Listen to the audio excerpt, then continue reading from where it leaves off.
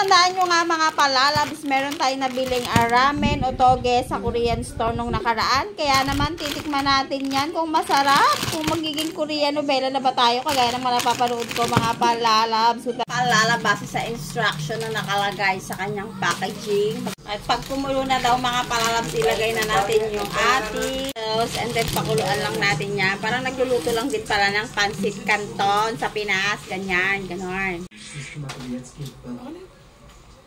Palalabsin natin sa dalawa dahil dalawang flavor yan.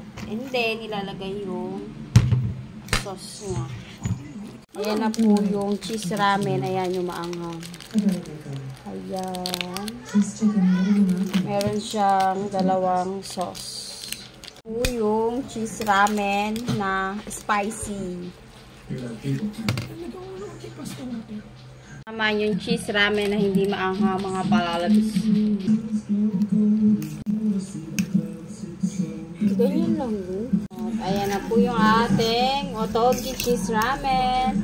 At otogi cheese ramen spicy. Labs, titikman na natin yung spicy muna.